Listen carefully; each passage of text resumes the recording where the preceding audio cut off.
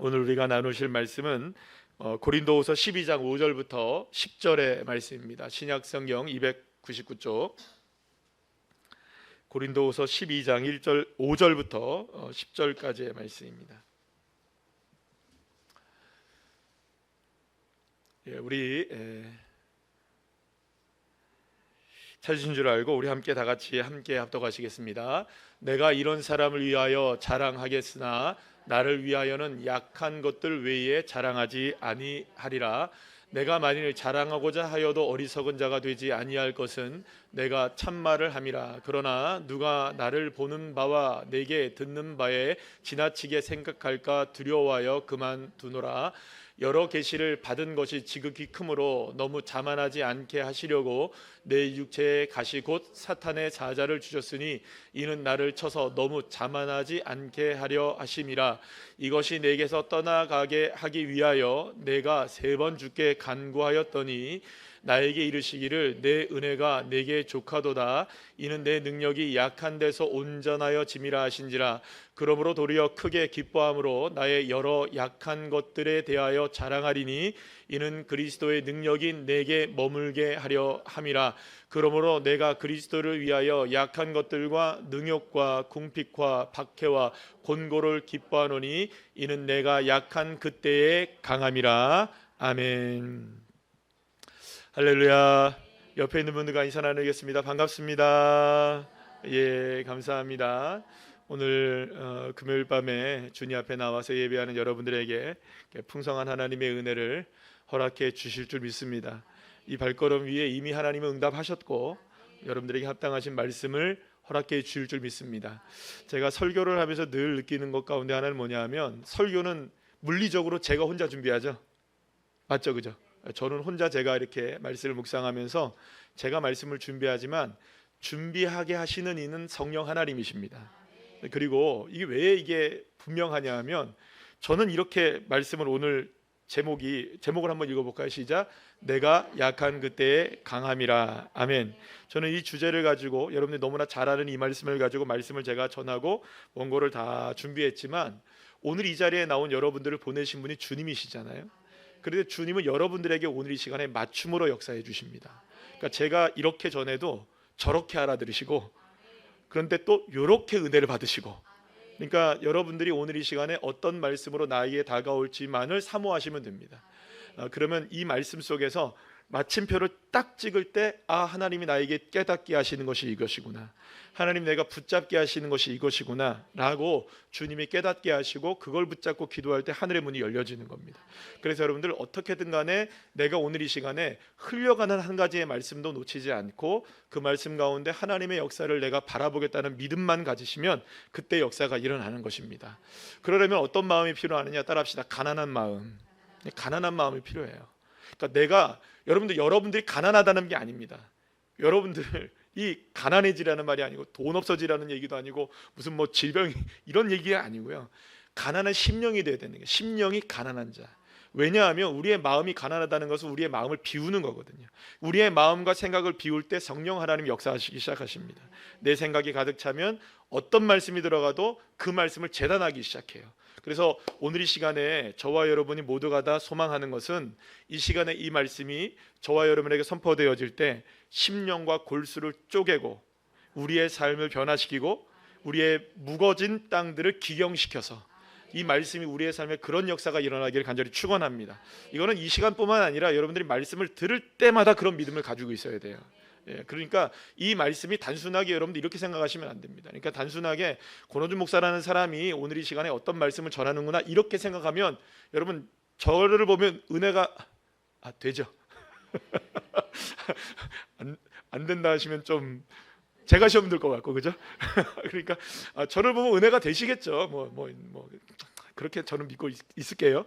어쨌든 저를 통해서는 은혜를 못 받을 수는 있어요, 그죠? 저를 통해서는 은혜를 못 받을 수 있어요. 그러나 하나님이 준비하신 말씀을 통해서는 은혜를 받으셔야 되잖아요. 그게 좋지 않겠어요? 저를 통해서는 은혜를 못 받는 건 알 수 있어요. 저도 이해해요.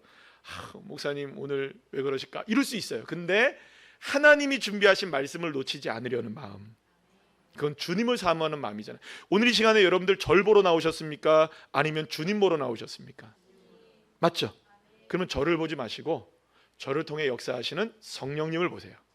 그러면 주님이 역사하십니다. 자, 사실은 그렇기 때문에 우리가 살아가면서 남들에게 가장 보여주기 싫은 점들이 뭐냐면 여러분들 뭔지 아시겠습니까? 이 약점이에요. 약점 잡히기가 싫어요. 제가 이렇게 강단에 올라올 때마다 제가 오늘 하루 종일 저는 머리를 원래 이렇게 머리에 뭐를 이렇게 바르는 걸 별로 안 좋아해요. 제가 머리가 굳어 있죠, 그죠? 괜찮죠? 저는 바람 불어 좋은 날이 아니라 바람 불어 싫은 날입니다. 저는 바람이 불면 이게 왔다 갔다 해서 머리가 완전히 생머리이기 때문에 완전히 그냥 엉망이 돼버립니다. 근데 저는 뭘 머리에 바르는 게 싫어가지고 그냥 자연스럽게 있습니다. 그러니까 낮에 온 것과 예배 있는 날과 틀립니다. 저의 모습이 완전 다릅니다. 근데 제가 하루는 너무 귀찮아가지고 머리에 이렇게 뭘 바르는 걸 귀찮아하거든요. 제가 근데 귀찮아서 하루는 그냥 이렇게 보니까 괜찮은 것 같아요. 그냥 뭐 이 정도쯤이면 그냥 해도 되겠다 싶어갖고 그냥 말씀을 전했어요. 근데 나중에 보니까 이렇게 제가 이제 유튜브를 이렇게 항상 올라가니까 딱 보니까 제 머리를 이렇게 원고를 보기 위해서 이렇게 하잖아요, 그죠? 근데 카메라가 여기를 정면을 찍는 거예요. 와, 그러니까 어떻게 보이는 줄 아십니까? 여기가 완전히 이렇게 내려와가지고 머리가 이게 쏙 저희 원래 집안 식구들이 다 그래요. 그나마 저는 남아 있는 겁니다. 지금 저만 남아 있습니다. 저만 남아 있는데 근데 이게 비어 있는 걸 보니까 이 약점을 보이기 싫은 거예요. 그래가지고 하루 종일 그냥 편안하게 막 있다가 저녁 먹을 때쯤 뭐 하는 줄 아십니까? 그때서야 그쵸, 세워요. 후까시 이거 합니다. 제가 왠줄 아세요? 약점을 보이기 싫어하는 거죠. 사람은 그 누구나 다 뭘 보이기 싫어합니까? 약점을 보이기 싫어해요. 제가 이게 이미 이제 아저씨에다가 중년이 넘었잖아요, 이제. 그러니까 사실 이렇게 티셔츠를 이렇게 입게 되면요, 옛날 티셔츠 젊은 사람들이 입는 그런 티셔츠를 못 입어요. 왠지 아시죠? 배가 나와요. 그래서 티셔츠를 입을 때 반드시 제가 저희 집사람한테 얘기해요. 제가 저희 집사람한테 부탁해서 지난번에 막 티셔츠를 사왔는데 뭐 이렇게 그냥 일반적인 티셔츠를 사왔더라고요. 그런 거 입으면 어떻게 되는지 아십니까? 개구리 배가 나와요. 그런데 이렇게 밴드가 있는 건 괜찮아요. 여러분들 중에서 중년의 여러분들의 아저씨들 계시잖아요, 집안에. 그분들의 옷을 사실 때는 뭘 참고해서 배가 없으신 분들은 괜찮아요. 완전히 뭐 이렇게 운동을 해서 근육질인 분들은 괜찮은데 가능하면 이 밴드를 이렇게 하셔야 돼요. 왜냐하면 이 배를 그나마 가릴 수 있기 때문에. 여러분들도 마찬가지죠. 저만 그런 거 아니고 다 마찬가지죠.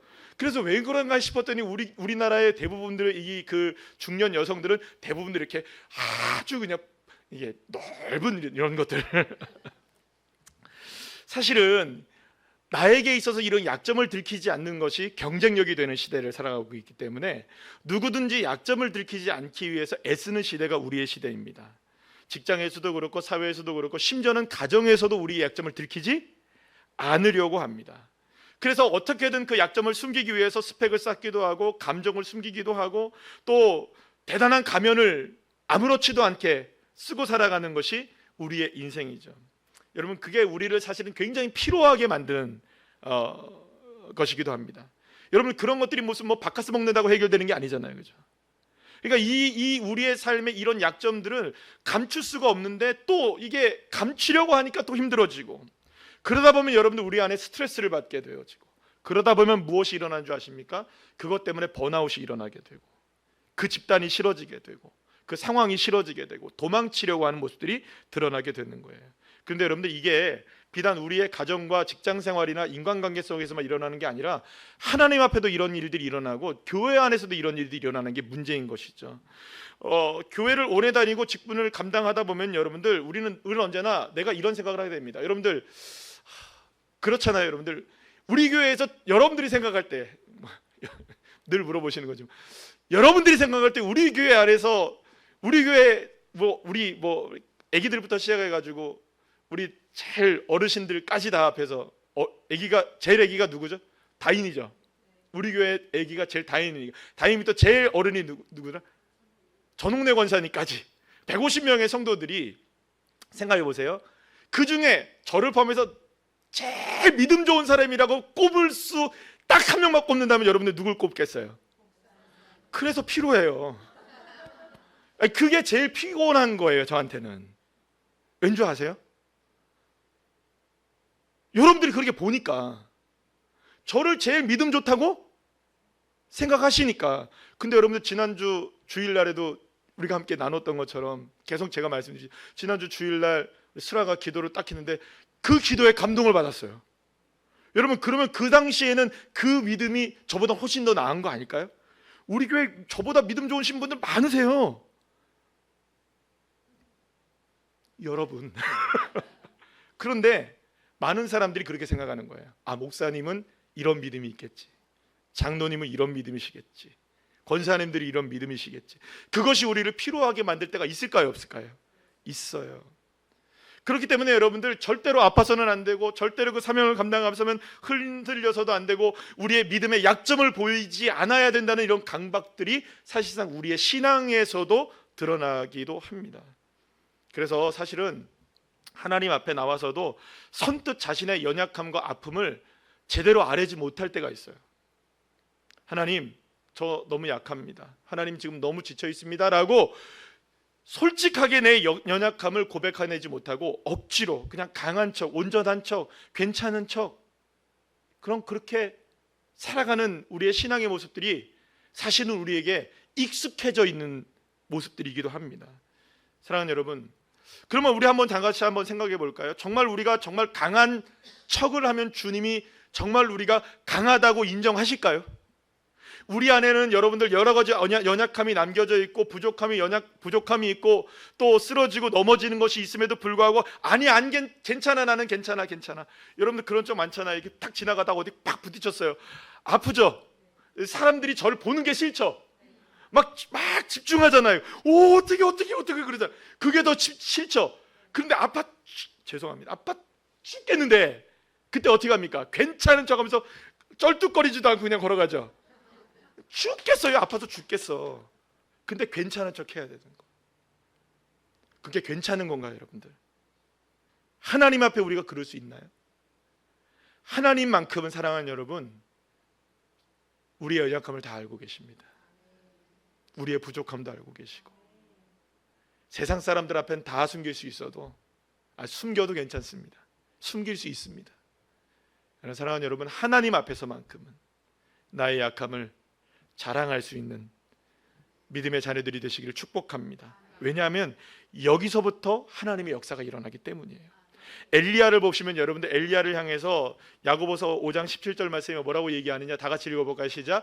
엘리야는 우리와 성정이 같은 사람이다. 여러분, 우리와 성정이 같은 사람이라는 게 뭡니까? 우리와 똑같은 사람이라는 거예요. 예. 우리 엘리야 여러분들 얼마나 대단한 사람으로 봅니까? 여러분, 솔직히 말해서 선지자 중에 엘리야만큼 대단한 사람이 있습니까, 없습니까? 거의 없어요. 여러분들, 완전히 입지전적적인 인물이잖아요.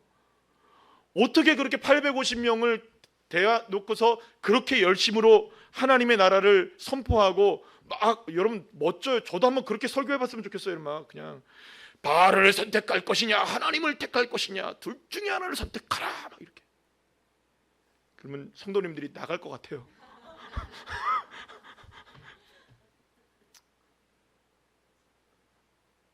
사실은 그렇게 설교하는 게 쉽지가 않거든요. 저 그런 용기가 없는 건 아닌데, 벌써 했지만 사실 그렇게 얘기하기가 쉽지가 않아요, 여러분들. 근데 그걸 얘기하는 사람이잖아요. 그런데 여러분들 아십니까?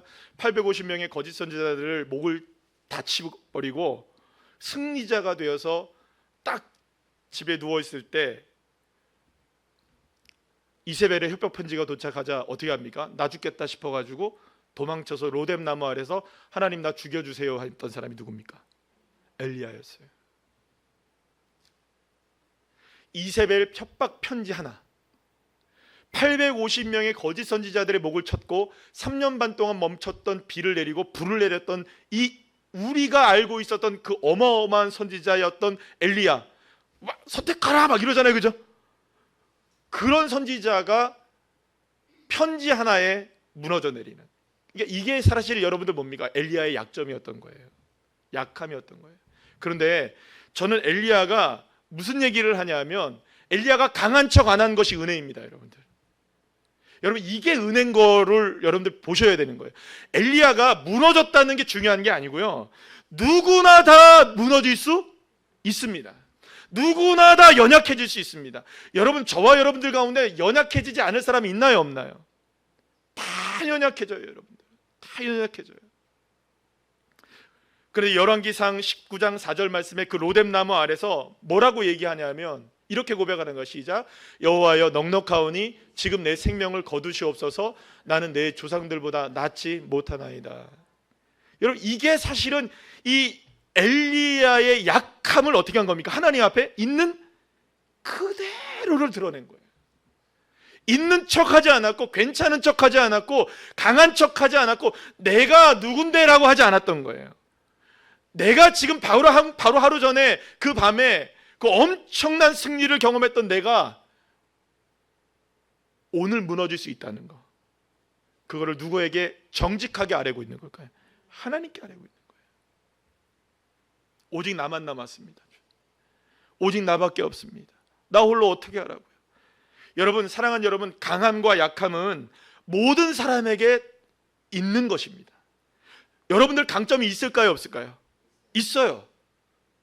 여러분 그러면 강점만 있습니까? 약점이 있습니까? 없습니까? 있어요. 저도 강점이 있고 약점이 있습니다. 근데 집요하게 이 사탄 마귀가 파고드는 건 뭔지 아세요? 여러분 강점은 안 건드립니다. 뭘 건드린 줄 아세요? 약점을 건드리는데 그 약점을 건드리는 게 어떻게 건드리냐면 약점이 아닌 것처럼 건드려요. 그래서 약점이 드러나지 않게 만드는 겁니다. 엘리야가 하나님 앞에 무너져 내렸을 때 오히려 주님은 그를 이끌어가기 시작하십니다. 사랑하는 여러분, 진정으로 우리가 원해야 되는 한 가지는 뭐냐면 우리의 있는 강점이든 약점이든 있는 그대로를 누구에게 가지고 나가야 할까요? 아프면 아픈 대로, 괜찮으면 괜찮은 대로, 안 되면 안 되는 대로. 사도 바울도 마찬가지였어요. 고린도후서 12장 앞쪽 부분을 이렇게 보게 되면 바울은 14년 전에 몸 안에 있었는지 몸 밖에 있었는지도 모를 정도로 셋째 하늘 하늘의 낙원을 보게 되는 일이 벌어지게 됩니다. 그러니까 하늘을 본 거예요. 하나님의 역사를 본 거죠. 말로 표현할 수 없는 하나님의 거룩한 계시와 환상을 보게 되었어요. 그리고 나서는 죽은 자도 살리게 되었고 어떻게 합니까? 수건만 던져도 어떻게 됩니까? 막 사람들이 읽어볼까요? 다? 성경을 읽어보게 되면 수건을 던져도 여러분들 그 수건만 만져도 사람들이 막 고침을 받고 이래요. 죽은 자가 살아나는 엄청난 사도적 역사를 누가 감당하게 되느냐? 이 사도 바울이 감당하게 되는 거예요. 그런데 바울에게 너무나 연약한 한 가지가 남겨져 있었던 거예요. 우리 7절 말씀 한번 읽어볼까요? 시작. 여러 계시를 받은 것이 지극히 크므로 너무 자만하지 않게 하시려고 내 육체의 가시 곧 사탄의 사자를 주셨으니. 아멘. 너무 큰 계시를 받고 너무 큰 은혜를 받고 너무 놀라운 사역을 감당하는데 하나님이 나에게 육체의 가시를 주셨다. 여기서 말하는 이 가시라는 이 스콜롭스라는 단어가요, 어떤 단어냐면 뾰족한 목책이라고 말합니다. 아주 뾰족하고 이렇게 막, 여러분들 그거 아십니까? 예전에 뭐 패션 오브 크라이스트라는 그런 영화 같은데 보면은 예수님을 이렇게 그 고문했던 고대의 몽둥이 같은 거 보면 거기에 막 가시가 막 박혀져 있고 그리고 또 못이 막 박혀져 있고 그런 거 보셨죠? 쇠몽둥이, 그러니까 나무인데 거기에 못이 막 박혀져 있는, 그게 그 가시를 얘기하는 거예요.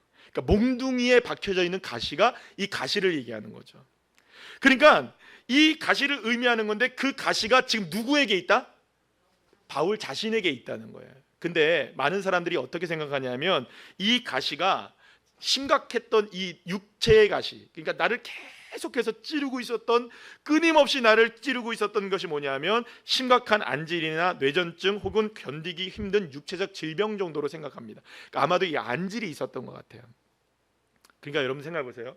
하늘에 일어나는 일들을 봤어요. 놀라운 하나님의 기적을 경험하게 합니다. 죽은 자를 살려요. 수건만 덮어도 막 사람들이 일어나요.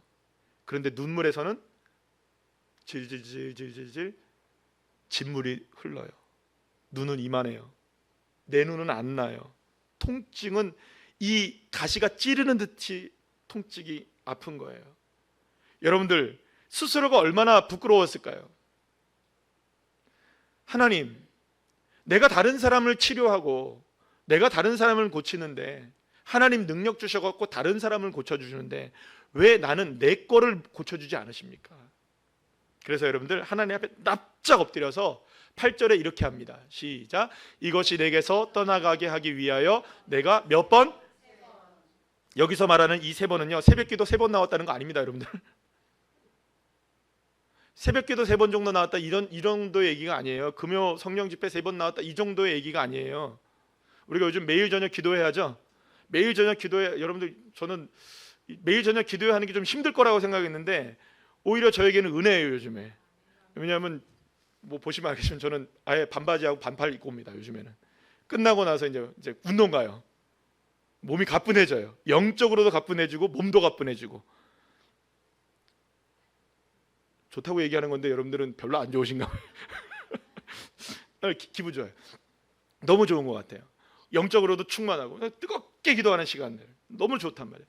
근데 이걸 뭐 한두 번 했다는 얘기가 아니에요. 한두 세 번 그렇게 해서 했다는 얘기가 아니에요. 아마도 저는 생각할 때 이 3번의 기도를 마치 사도 바울은 어떤 기도로 연상되어져서 기도를 한 거라고 여겨질 수 있냐 하면 예수님의 겟세마네 동산에서의 3번 기도. 주님, 이 잔을 내게서 좀 옮기시옵소서. 그러나 나의 원대로 마시옵소서. 했던 절절한, 십자가를 앞에 둔 그 절절한 믿음 가지고 기도했던 그런 기도가 아니었을까. 그러면 이 말은 무슨 말입니까? 하나님 목숨을 건 거죠. 사도 바울은 하나님, 날 고쳐주세요, 좀. 날 좀 고쳐주세요 하면서 정말 그 겟세마네의 기도처럼 자신이 기도했던 그런 모습이 아니었을까. 하나님, 제가 이 가시만 좀 제거해 주신다면 두 눈 부릅뜨고 내가 다니면서 더 건강하게 하나님 사명을 감당할 수 있을 것 같아요. 그런데 여러분, 하나님 보세요. 내가 이렇게 얼굴이 막 이렇게 진물이 흐르고 막 이렇게 맨날 닦아다니면서 사람들이 나에게 오겠어요, 안 오겠어요? 하나님, 그러니까 이것만 고쳐주시면 되잖아요. 왜 남들은 고쳐주시면서 나는 안 고쳐주십니까? 얼마나 여러분들 그 가시를 뽑아달라고 간절하게 기도했겠어요. 그런데 주님이 9절에서 이렇게 말씀하시죠. 시작. 나에게 이르시기를 내 은혜가 내게 족하도다. 이는 내 능력이 약한 데서 온전하여 짐이라 하신지라. 아멘. 사랑하는 여러분, 이 주님의 음성을 깊이 한번 여러분들 묵상해 보셔야 합니다. 바울아, 이미 나의 은혜, 하나님의 은혜는 너에게 충분하게 임하고 있다. 너의 가시가 뽑혀져야만 내가 은혜가 충분한 것이 아니라 내 능력은 이미 너에게 온전하여 있다. 그 가시 때문에 사라지는 것도 아니고 그 가시 때문에 문제가 되는 것도 아니고 그 가시 때문에 하나님의 능력이 연약해지는 것도 아니다. 오직 내가 원하는 한 가지는 뭐냐? 너가 그 연약함을 그대로 인정하고 그 약한 데서부터 나에게서 하나님의 능력이 온전하게 드러날 수 있다는 믿음만 가지면 된다. 그러니까 너의 약함과 나의 강함은 결코 하나로 가는 게 아니다. 오히려 네가 약하기 때문에 누가 더 강할 수 있다는 걸까요? 하나님이 강하실 수 있다는 것을 말씀해 주신 거예요. 여러분, 그래서 사도 바울이 전생애를 걸쳐서 달려가고 또 달려가고 그 마지막까지 표대를 향해 달려갈 수 있었던 것은 뭐냐 하면 여러분들, 자신이 족한 은혜를 받고 있었던 인생이라는 것을 진정으로 기억했기 때문이었습니다. 여러분, 얼마나 많은 사도 바울이 고난을 당합니까? 얼마나 많은 상황 속에서 놓이게 됩니까? 태장을 맞아갖고 죽는 여러분들 경험도 하고, 던져지기도 하고, 사형의 처함을 받기도 하고, 감옥에 갇혀지기도 하고요. 수없이 많은 어려움과 고통과 환난과 이런 핍박 속에 있었지만 그가 끝까지 달려갈 길을 다 달려갈 수 있었던 것은 무엇일까요, 여러분들? 그가 모습이 온전해서였을까요? 아니에요. 그래서 여기서 주님이 온전하여 짐이라는 단어를 쓰는데요, 텔레이오라는 단어를 썼어요. 여기는 이 텔레이오라는 단어는요, 퍼펙트라는 단어의 의미가 아니에요. 어떤 의미냐면요, 완벽하게 뭐가 퍼펙트하게 구비되는 온전한 것이라고 생각하지만 이 온전함은 인간의 온전함에서 드러나는 것이 아니라 이 온전함은, 따라합시다, 하나님의 온전함. 그러니까 내가 연약해도 누구는 온전하신 겁니까? 하나님은 온전하신 거예요. 내가 연약하다고 해서 하나님이 연약하시는 것이 아니라 내가 연약함에도 불구하고 여전히 하나님은 퍼펙트하신 거예요. 내가 퍼펙트하지 않아도 돼요. 누구만 퍼펙트하시면 됩니까? 하나님만. 바울이 만약에 자신의 인생이 정말로 눈에 안질도 없어지고 모든 문제가 사라져서 퍼펙트한 인생이 됐다면 여러분, 그는 누구를 의지하며 살아갔을까요? 자신을 의지하며 살아갔겠죠. 십자가의 발 앞에 무릎 꿇는 그런 일이 없었을 겁니다. 그러나 사도 바울은 오히려 감사하고 있는 거예요. 그 점에 하나님, 나를 약하게 해주셔서 감사합니다. 이 약함으로 인하여 오직 강하신 주님만을 의지하게 하시니 감사합니다. 그러면 여러분들 9절 말씀에 이렇게 고백합니다. 시작. 그러므로 도리어 크게 기뻐함으로 나의 여러 약한 것들에 대하여 자랑하리니 이는 그리스도의 능력이 내게 머물게 하려 함이라. 아멘. 이 머물게 한다는 이 단어가요, 여러분들 얼마나 놀라운 단어냐면, 한번 다 같이 읽어볼까요? 시작. 내 위에 장막을 치다, 천막을 덮어 씌우다라는 의미예요. 그러니까 주님의 은혜와 능력이 나를 이렇게 덮어주시는 거예요. 내가 연약함을 고백할 때마다 주님은 그 연약함 위에 뭘 덮어주시는 겁니까? 은혜의 날개를 덮어주시는 거예요. 지난 주일날 설교 들으셨죠? 말라기 4장의 말씀 속에 주님이 새겨놓은 사랑이 무엇이었습니까? 치료하는 광선을 발하여 주신다. 치료의 날개를 덮어주신다. 떠오르는 태양의 놀라운 역사 가운데, 해의 역사 가운데 주님 그 빛 가운데 우리를 덮어주시는 은혜. 사랑하는 여러분, 하나님의 영광은 어떻게 드러나는 것이냐면 주님의 은혜가 덮여지는 영광이에요. 그래서 여러분들 쉐키나라고 하는 이 영광이라는 이 그 히브리어 단어는요, 다른 것이 아니라 덮이는 은혜를 얘기해요. 따라합시다. 덮이는 은혜. 여러분, 그래서 광야에서 주님이 이스라엘 백성들에게 낮에는 무엇으로 덮어주십니까? 밤에는 불기둥으로 덮어주시죠. 이게 덮는 은혜가 있는 거예요. 하나님의 영광은 어떻게 드러나느냐? 덮음을 통해서 드러나는 거예요. 근데 어떻게 해서 덮어줄 수 있느냐? 우리의 연약함을 어떻게 하시는 겁니까? 덮어주시는 거예요. 우리가 오히려 연약할 때마다 주님은 날개를 펼치셔서 우리를 온전하게 덮어주시기 시작하시는 것이죠. 사랑하는 여러분, 그렇게 주님의 장막이 저와 여러분의 인생 가운데 덮여지는 역사가 있게 될 줄로 믿습니다. 그래서 오늘 본문 10절 말씀에 마지막에 이렇게 고백을 하죠. 시작. 그러므로 내가 그리스도를 위하여 약한 것들과 능욕과 궁핍과 박해와 곤고를 기뻐하노니 이는 내가 약한 그때의 강함이라. 아멘. 사랑하는 여러분, 내가 약한 그때의 강함이라. 나 약하다고 막 자학하라는 얘기가 아닙니다. 내 약함을 오히려 인정하게 될 때 내 힘 빼지게 되고요. 나 원래 이렇게 연약한 인간이지. 나 죄 지을 수밖에 없는 인간이지. 나 넘어지고 쓰러질 수밖에 없는 사람이지. 그러니까 이제부터 주님의 영광이 나를 덮어주셔야 합니다. 주님의 은혜가 나를 덮어주셔야 합니다. 좀처럼 고쳐지지 않는 내 인생의 고질병적인 이런 문제들도 주님 앞에 있는 그대로 아랠 때 숨김없이 나 연약합니다. 나 믿음이 없습니다. 주님. 사랑하는 여러분, 그래서 오늘 이 시간에 가시를 자랑하는 인생들이 되셔야 합니다. 그래서 누가 죄송합니다. 이렇게 표현하면 어떨까 모르겠는데 오늘 이 시간에 경쟁적으로 경쟁할 필요는 없습니다. 누가 잘 못하나?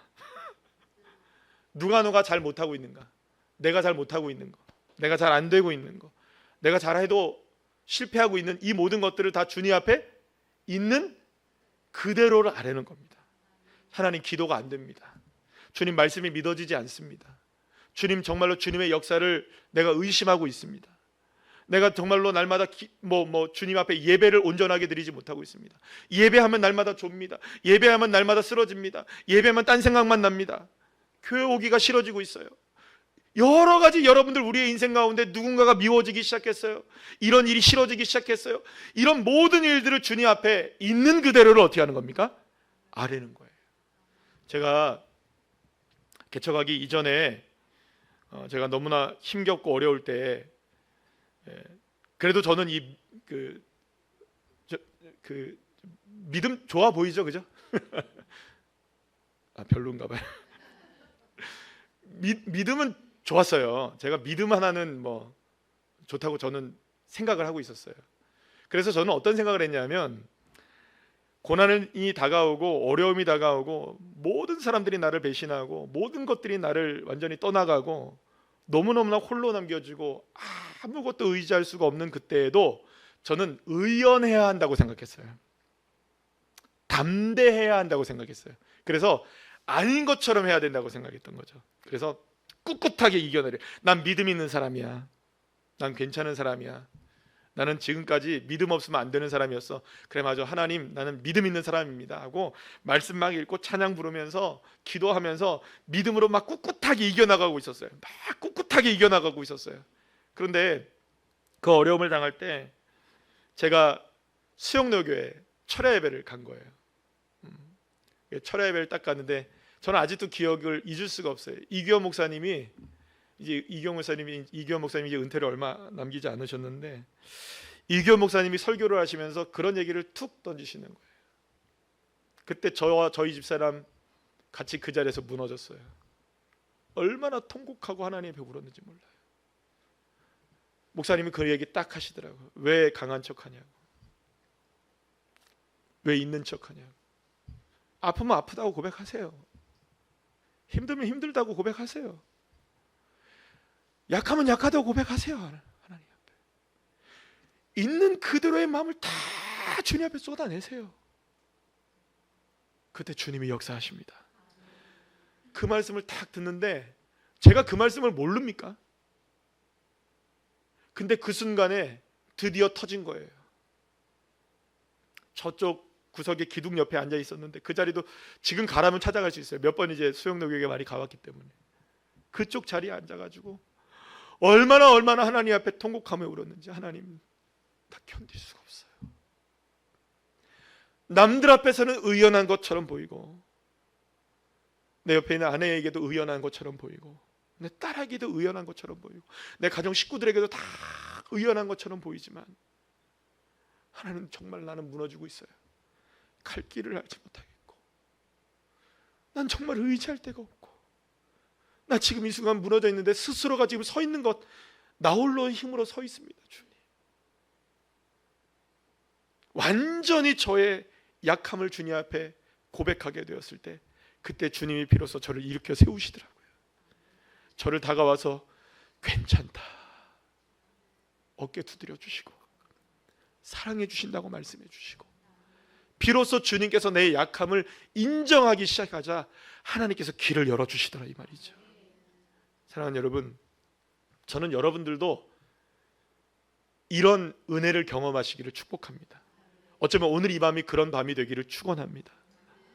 여러분들이 약함이 있다면 그저 약함을 그대로 인식하세요. 내가 약한 게 뭐지라고 생각하지 않으셔도 돼요. 다 알아요. 여러분들 내가 약한 걸 다 안다고요. 근데 그 약한 것을 강함으로 착각하고 있단 말이죠. 그래서 오늘 이 밤에 여러분들이 기도하시고 주님을 만나야 될 단 한 가지의 키워드는 뭐냐면 그저 주님 나 못하겠습니다. 나 더 이상 잘 안 됩니다. 나의 힘이 안 됩니다. 내 능력으로 안 됩니다. 나 약합니다. 나 부족합니다. 나 연약합니다. 주님 앞에 강한 척했던 거 용서해 주시고 주님 앞에 괜찮았던 거 용서해 주시고 이제 내 있는 그대로의 모습을 주님 앞에 아뢰겠습니다. 그래서 저는 우리 교회 성도님들 중에 이렇게 하면 이제부터 제가 좀 곤란해질 수 있겠지만 제일 제가 좋아하는 성도님들이 어떤 성도님들인지 아세요? 목사로서 좋아하는 성도님들이 어떤 성도님인지 아세요? 어떤 성도님을 좋아할까요? 목사로서 저 괴롭히지 않는 성도님? 목양실에 있을 때 안 찾아오는 성도님? 전화 안 하는 성도님? 문자 안 하는 성도님? 아니에요. 반대예요. 절 찾아오고 귀찮게 하고 기도를 부탁하고 사소한 것들도 상의하고 그분들은 기도가 한 번 더 가요. 여러분들 물론 제 기도가 한 번 더 간다고 해서 무슨 뭐 놀라운 역사가 일어난다면 여러분들 그렇게 그렇게 해주시고 뭐 그런 건 아니겠죠. 근데 왜 이런 말씀을 드리냐면 저는 그런 생각이 드는 거예요. 저와 여러분들 사이에서는 목자와 양입니다. 궁극적으로는 우리 주님이 목자이시지만 저는 여러분들의 목자로서의 사명을 감당하고 있습니다. 저와 여러분들 사이에 숨길 게 뭐가 있겠어요? 저는 여러분들 위해 기도해 주려야 되고 여러분들의 약함과 연약함을 놓고 주님께 기도하는 존재입니다. 근데 여러분들 저한테 앞에서 강할 필요가 없잖아요. 주님 앞에도 똑같아요. 그렇다면 여러분, 그렇기 때문에 저와 여러분들 속에서 자연스럽게 이 믿음의 고백들이 서로가 일어나기 시작할 때 하나님이 역사하시기 시작하십니다. 그래서 오늘 이 시간에 여러분들 정말로 주님 앞에 간절하게 나의 약함을 주님 앞에 내려놓습니다. 주님, 오늘 이 시간 성령의 날개로 나를 덮어주시고 내 약함을 인정하는 그곳에 성령의 역사가 일어나게 해주시고 예수의 강함의 역사가 일어나게 해주십시오. 내 은혜가 내게 족하다, 주님께서 우리에게 음성 들려주시고 오늘 이 시간에 그 능력 아래 머물게 되어 주의 영광을 맛보게 되는 귀한 믿음의 자녀들 한 분 한 분들 다 되시기를 간절히 축원합니다.